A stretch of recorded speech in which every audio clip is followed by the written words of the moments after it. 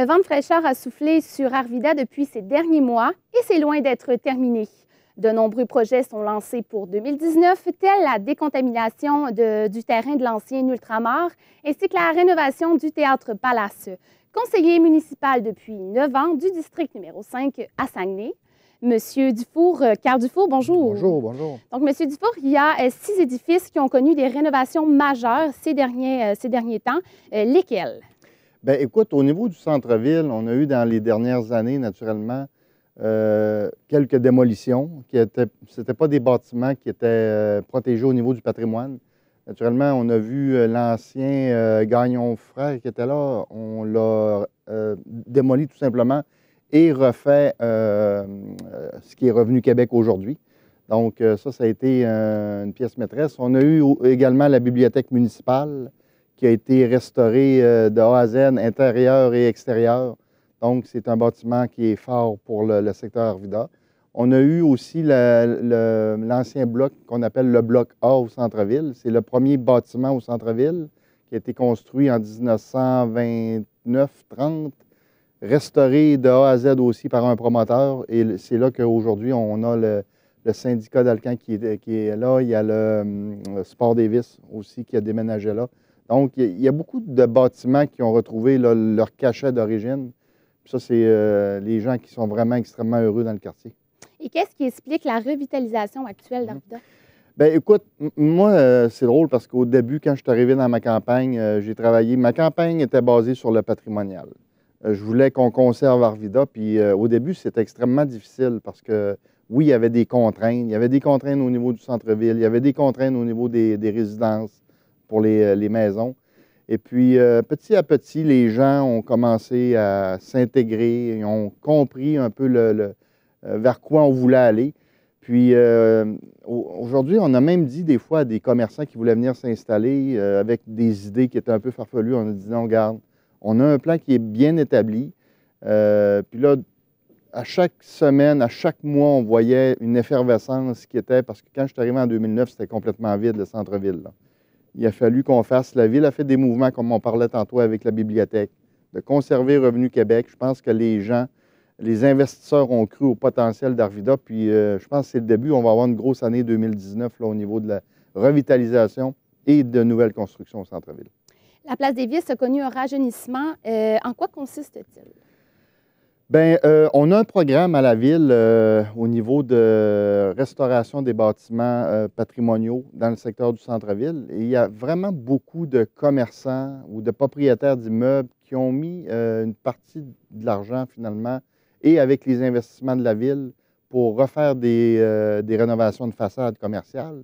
Donc, encore une fois, on s'est donné un petit plus pour agrémenter, je te dirais, le secteur. Puis, une fois qu'on a fait cette beauté-là un peu des bâtiments, comme je le disais encore, ça a permis à des investisseurs de dire, oui, garde, on va s'installer là, je pense que c'est plaisant. C'est un milieu qui est crédible, le secteur Arvida. La population rajeunit de plus en plus. Il y a des jeunes familles qui viennent s'installer. Puis, c'est un peu ça la dynamique qu'on a présentement là, au centre-ville.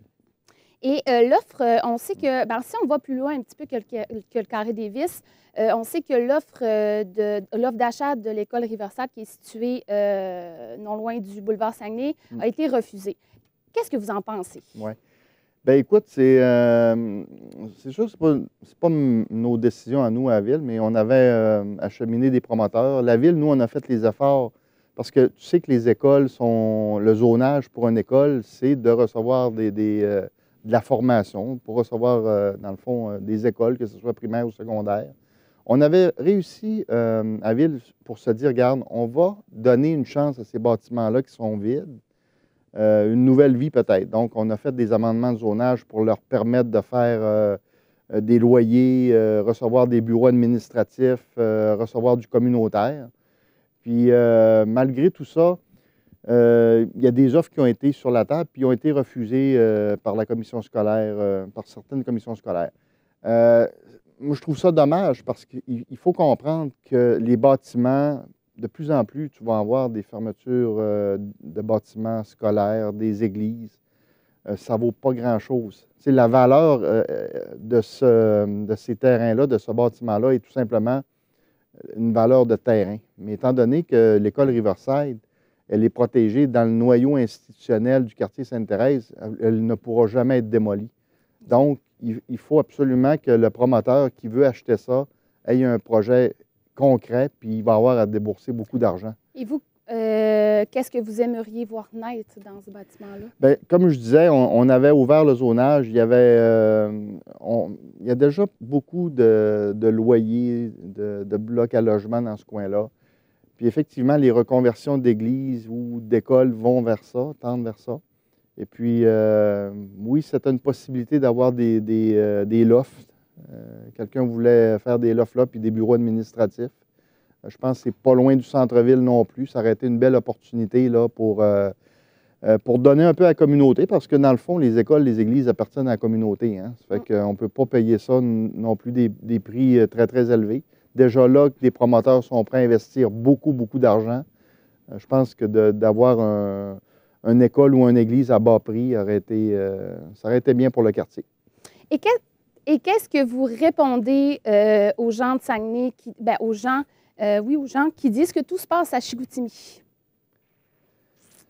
Bien, écoute, moi, j'ai vraiment une vision un peu généraliste de la ville. Je ne suis pas quelqu'un qui va envier Jonquière ou Chicoutimi. Je pense qu'il s'est passé des belles choses à Chicoutimi. La baie, il faut saisir les opportunités. Si on a des bateaux de croisière à la baie, bien, comme un secteur comme le mien, comme Arvida, bien, pourquoi pas s'en servir au niveau touristique? Donc, je pense qu'il faut se servir de chaque élément. Puis, écoutez, la ville se développe, hein, ça se développe avec des projets. Les conseillers essayent de travailler le plus fort possible. Des fois, sur peut-être une dizaine de dossiers qu'on va essayer, il y en a malheureusement juste un qui va tomber pile. Mais question de circonstances. Mais je ne vois pas nécessairement...